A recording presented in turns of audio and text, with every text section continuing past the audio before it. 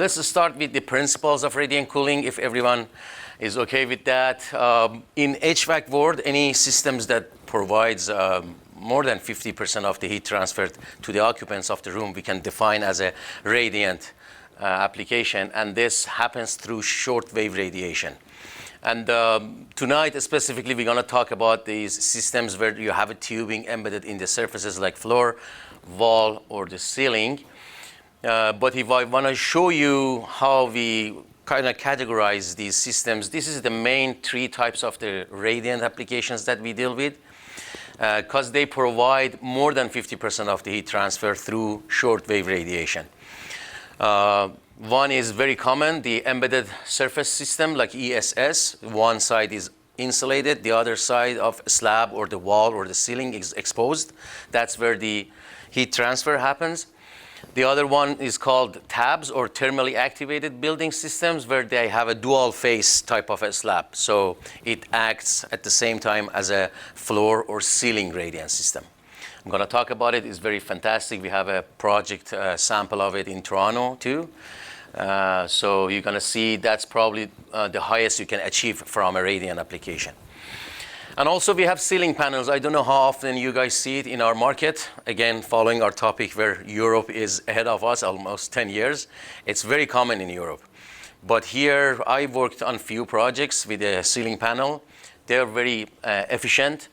We work with them in a way that it's like a mix and match. They got some manifolds and pipe from us, but that's how it looks. It's a metal panel where the tubing is attached on the back.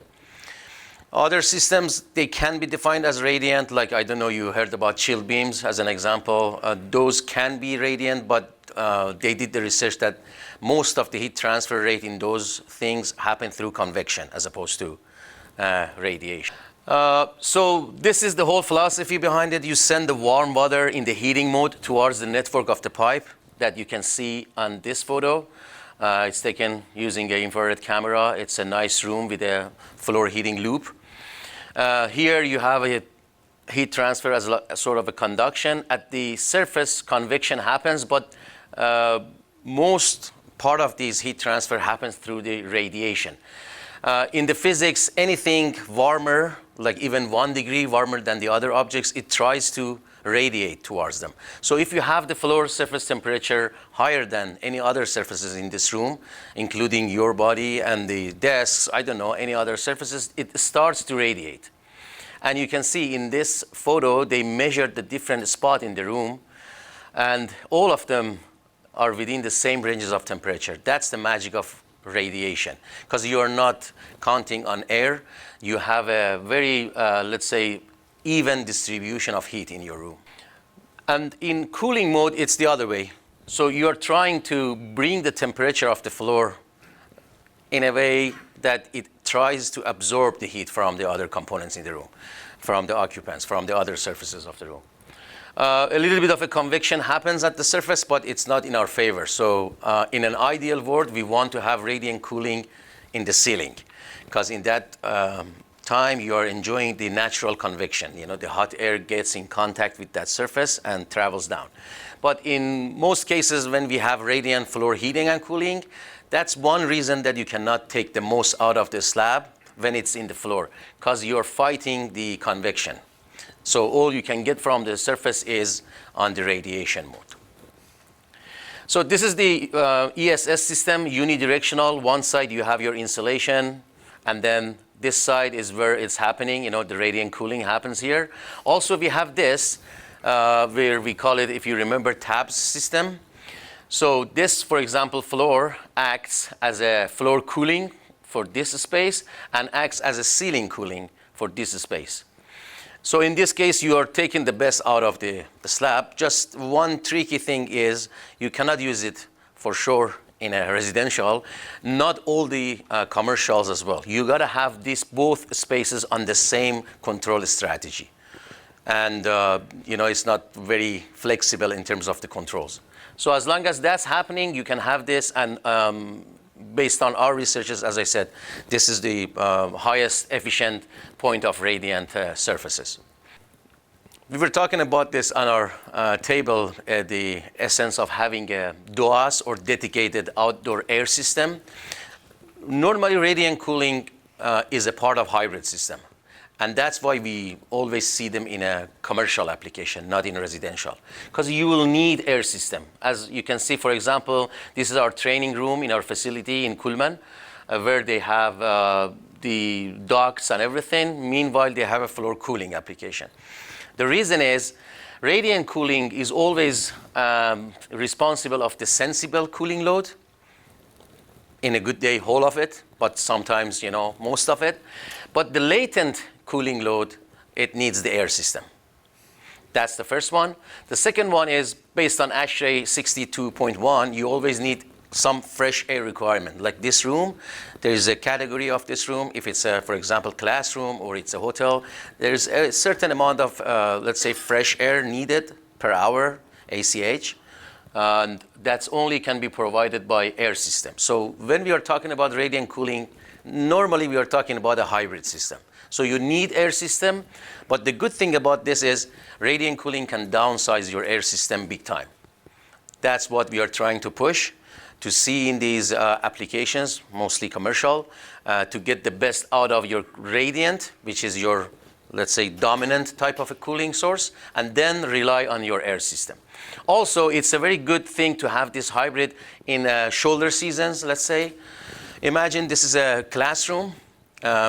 All of a sudden, 50, let's say, teenagers walk into the room running outside, and it's in the middle of the afternoon. All of a sudden, radiant would be short to, kind of fight back that sudden load. Or in shoulder season. So that's why normally in these cases, your air system come handy and help the radiant, let's say, floor ceiling or ceiling application. But if I want to go through the benefits, that was the principle. This is how we see the benefits. There are other benefits as well, but these are the major ones. The comfort, it's one of the most, let's say, improved type of a comfort for a high performance building. I'm going to specifically talk about this, and energy efficiency. But architectural freedom is one thing that people love. Like architects, they love floor heating or floor cooling application because everything is hidden in the ground. You don't have any baseboard, you don't have any fan coils, so they have the whole area to play with it. Like interior design, their hands are not tight. They can do whatever they want to do. And even in a hybrid system, since you are going with downsized air, your duct work is smaller. So again, you have more room to play with as an architect. And since you have like a smaller duct, since you don't have any obstacle, you can kind of leverage your windows and get a good view.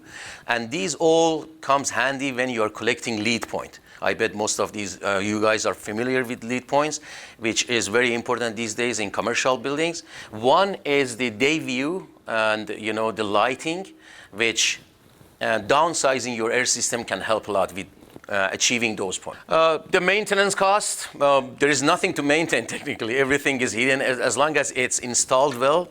Maybe the only piece of the system that you can see is the manifold. Once in a year, you open up the manifold box just to make sure everything is in one piece. No one took some pieces and ran away. So that's the only maintenance you are, dealing with. Also, when you are talking about reduced air size, you are talking about less maintenance on filters, less maintenance on, let's say, fans and blowers.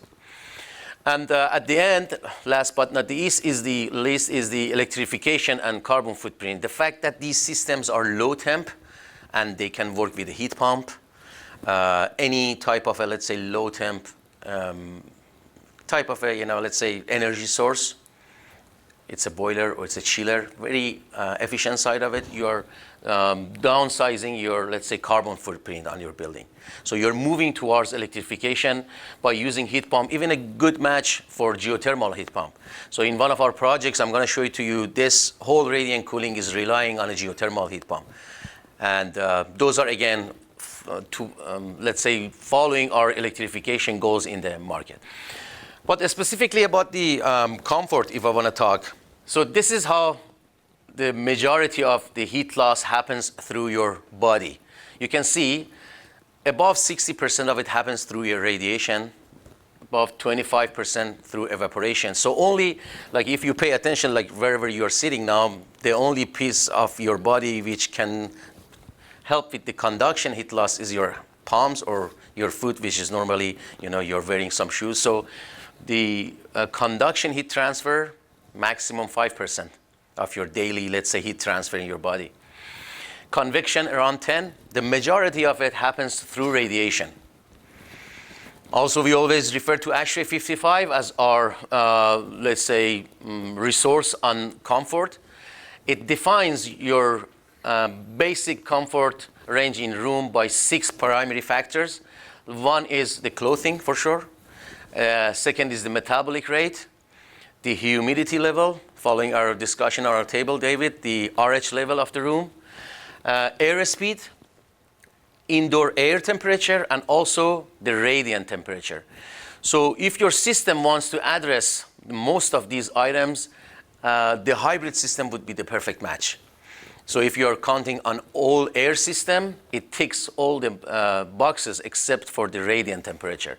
But if you are taking advantage of a hybrid system, you can kind of check all these items to get as close as possible to the ideal comfort range in the room. You mentioned that we work with UC Berkeley a lot. So REHAU is a partner with UC Berkeley. There are some, let's say, PhD and master's student there. They're focused on HVAC systems. And sometimes they go and talk to the people, do surveys, which is a fun part of their job. They did a survey in 2006 on 215 buildings with almost 34,000, responses. It's funny to say, only 11% of these, buildings, they provided, thermal satisfaction above 80%. So there are rooms to improve when it comes to the thermal comfort. And then, again, they did a follow-up survey in 2017. They did it on 3 buildings, specifically with over 1,600 occupants. They talked about comfort and efficiency. On this, they realized, in a hybrid system, a person has a over 66% chance of being in a comfort zone. So that kind of advocates that why people are more happy in hybrid applications, in radiant cooling with the air system. This graph is very important. It was published in 1939, the importance of mean radiant temperature. I'm going to explain it to you. So this pink side of the graph shows where your body is comfortable. And this black dot is the forced air. So you can see in a hot summer day, in order for people to be comfortable in this room, you need to provide indoor design set point around 68 to 70 degrees Fahrenheit, so people feel comfortable. Of course, some of them, get trapped by the ceiling, lots of, energy waste. But if you want to count on mean radiant temperature, you can let the indoor design set point be around 75, 76, but take advantage of your mean radiant temperature. And by mean radiant temperature, I mean the average temperature of surrounding surfaces. And in this case, still your occupants, they feel comfortable. You can see here, we are talking about 8 degrees delta T. So in a room, which is technically on thermostat, 8 degrees warmer, people still feel comfortable. How is that possible? I'm going to make a example. Let's say today you are walking on the sunny side of this building. So in this case, your body is absorber of the heat from the surfaces and everything. And the same time, with no wind, no change of temperature, you walk to the shady side of the building. Now your body is emitter of the heat towards the sidewalk or surfaces. That's why on the shady side you feel sometimes even chilly, you want to put something on in the same temperature. That's what we are trying to do in a radiant cooling application by lowering the average temperature of the surrounding area. That's the whole idea behind it, and that's why you can still let your thermostat to be on 76, 77, doesn't matter, but your occupants feel comfortable. I talked about this. If you want to go solely on air, sometimes it feels bad if you're sitting underneath the diffuser. I myself hate that drafty feeling on my skin.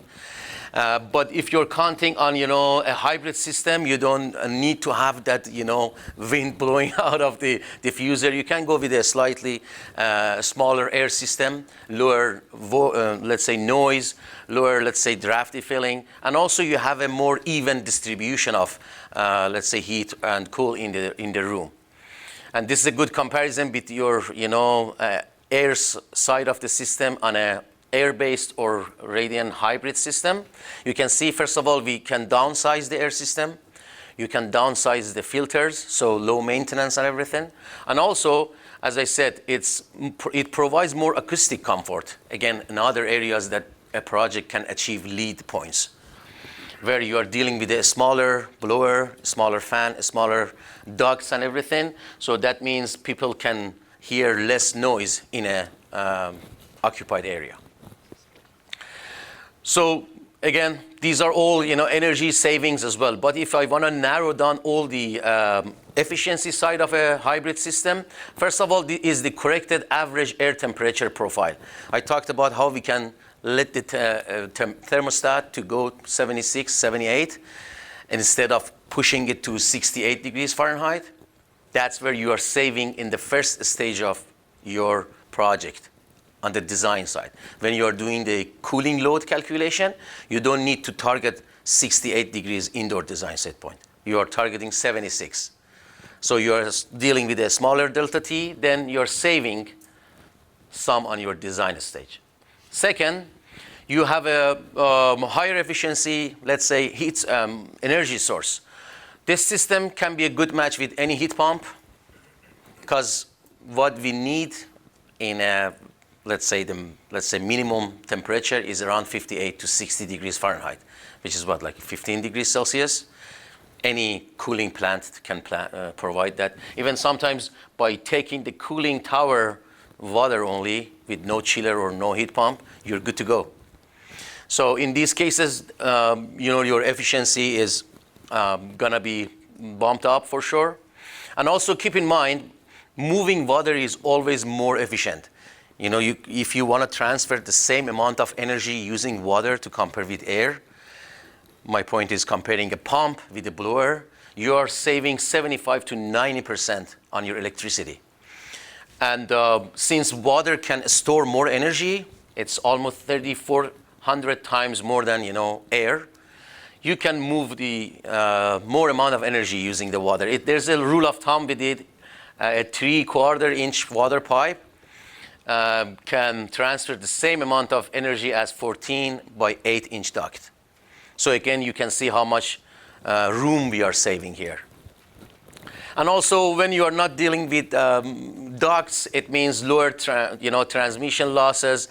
You don't need to be worried about the poor insulation and bad installation. It's very hard to mess with radiant application, to be honest. And your, let's say, losses are minimized.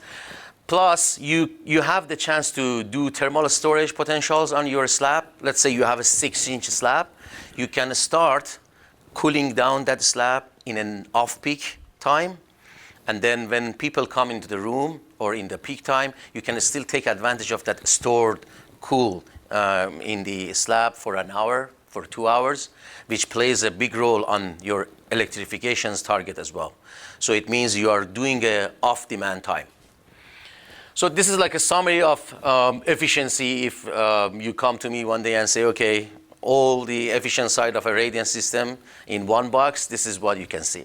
UC Berkeley did this, let's say, surveys on energy side to see what's happening.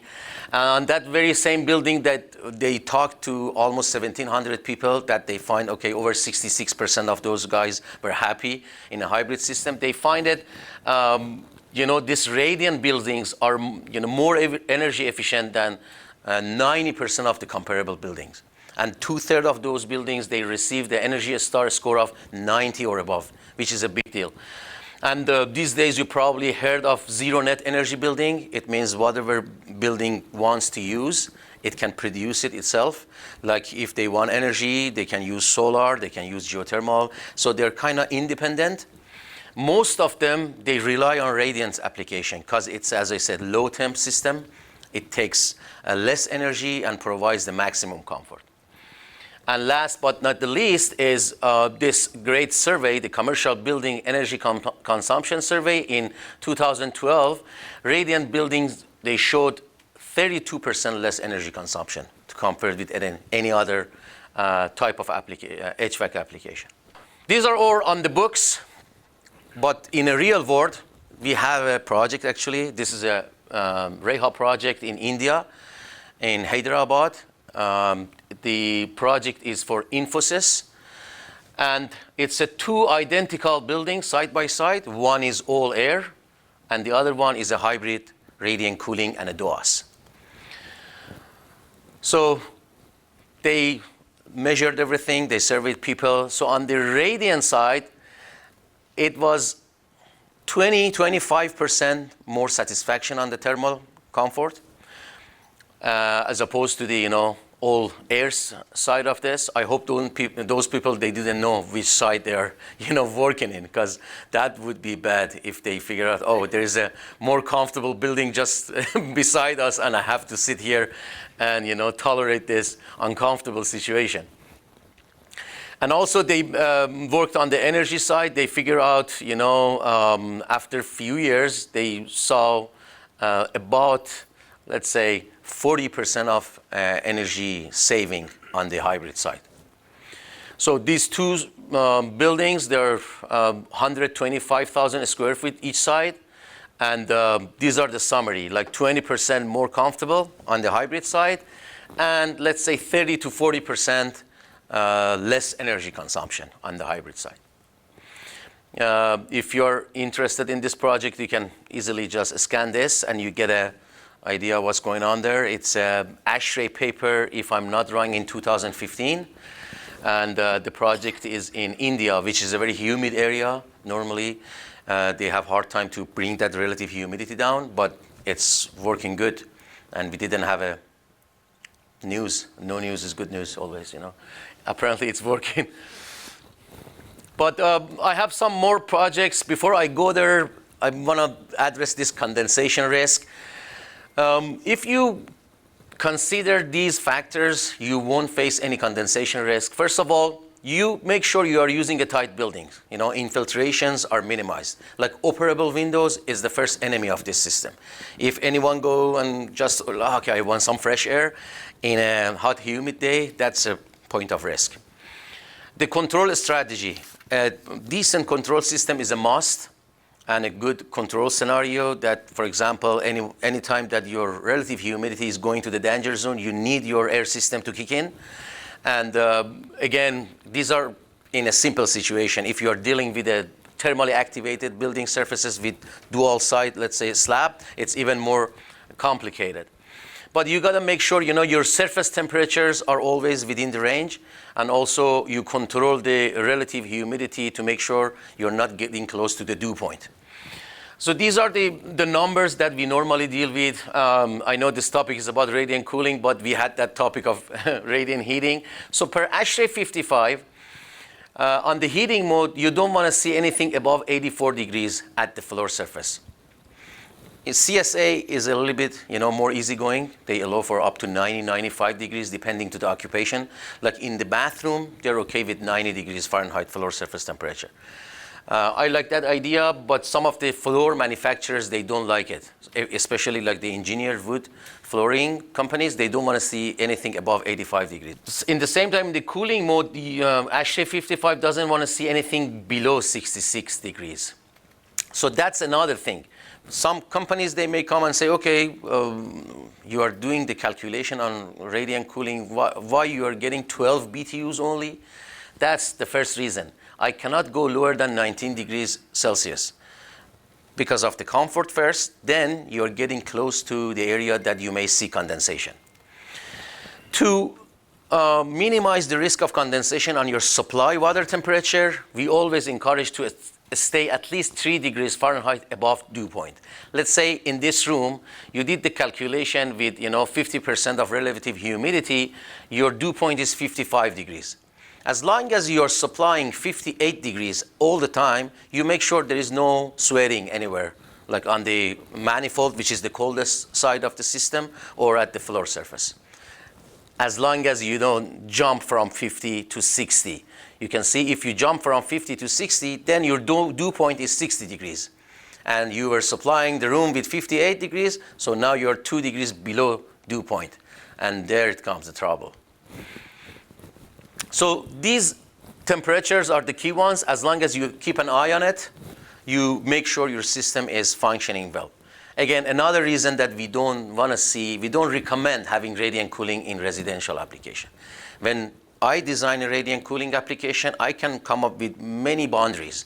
But when it goes to the practice, when a kid can come and play with a thermostat, uh-oh. The good thing about the commercial application is like no one has the access, for example, to mess with the thermostat in an airport, right? Or in a school even.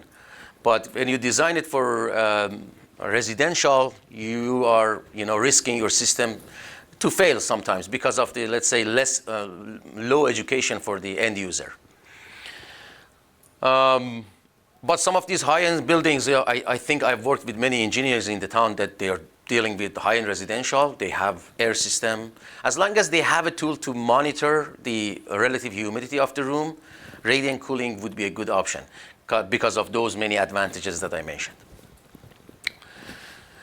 So that was technically my presentation about the benefits and the principles, but I'm going through some project samples. Like this is our project in Toronto. It won the Urban Design Award of Toronto in a very high density area. It's this building, you can see it's affordable housing and community center. It's a thermally activated building surface where we initially designed to get 30 BTUs on the heating mode and almost 15 BTUs on the cooling. But since the slab was dual faced, we were able to get 50 BTUs in the heating and 30 BTUs in the cooling mode, which is, again, for radiant world, is one of a kind. It had lead silver. It used geo exchange for 3 million BTUs per hour. There were 90 boreholes, each 500 feet, down to the ground, and it was used as the main thing to help the geothermal heat pump. It reduced the carbon emission by 415 tons or 45% per year, and using this hybrid approach, it eliminated purchase of 1,200 air filters per year, which is a big deal. If you again want more information, I always put this holograms there, so it can take you to the, let's say, web page of that project. This is also one of our projects, Loyola University in Chicago area. You can see this building uses 200 days a year. It runs on a natural ventilation, and you can see, because these are the precast ceiling panels where they have the lighting and PEX tubing installed inside to use as a ceiling radiant system. This one, it has a LEED gold. The exterior of the building is almost 50% glass. And again, one of the areas that you can get lots of LEED point, it's the natural light and natural ventilation.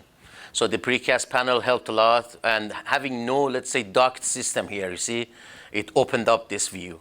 This is also our project. It's not finished yet, but it's in Los Angeles area, Lucas Museum. It has a LEED gold. It's gonna turn to something like this. It would be so fun to drive by this building and say, okay, this is what we designed. But it has everything, like the green roof, the gray water harvesting, the natural ventilation, geo-exchange, and radiant floor heating and cooling. And they're aiming to reduce the carbon emission by 30% per year.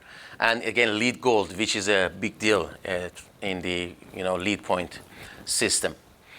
If you want more information on this, feel free to scan. And also, this is another example that we deal with radiant heating and cooling. This is the high altitude aviation training site in close to Denver, Colorado. This building is where they bring the aircrafts, the choppers for the repair and everything. So it's radiant heating and cooling. It has LEED silver. It has snow melting, again, everything, the pre-insulated tubing, One of the nicest projects that deal with. Another great thing when you're dealing with radiant system is the fact that you're not wasting your energy by warming up the air, which imagine one of these overhead doors open and they want to bring in a chopper. It's going to take probably 10 minutes. So whatever you built is going to be gone in 5 minutes or 10 minutes max. But if it's a radiant application, since you're trying to warm up the surfaces, you're not losing much. You know, they open up the, let's say, overhead doors. You may lose like 20% of the hot air that it's going on inside, but still your surfaces are warm. So as long as they close the door, it starts radiating towards the, you know, occupants again. This is a project which me and Ali, my colleague, we worked on. It's in Richmond. It's Pacific Autism Family Center. It was around 30 million, let's say, the budget, which 20 million of it was provided by BC government, because it's for the kids with the autism disease. And this system was the best.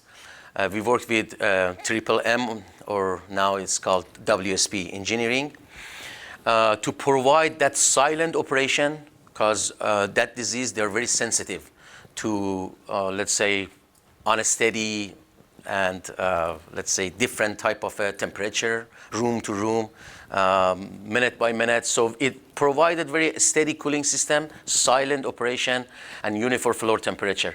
And it got LEED Silver, which is, again, a very good, and 36% energy saving. This system is now working in Richmond. And also, this is one of our projects, is in Regina. We did, again, radiant floor heating and cooling, is the YWCA.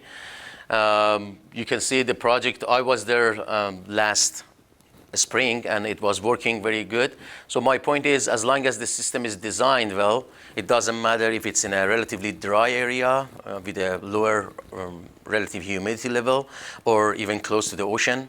Because, as I said, you need to have a very good control system, and also you want to count on your DOAS, or air system, to mitigate any risk of condensation. Thank you. Thank you.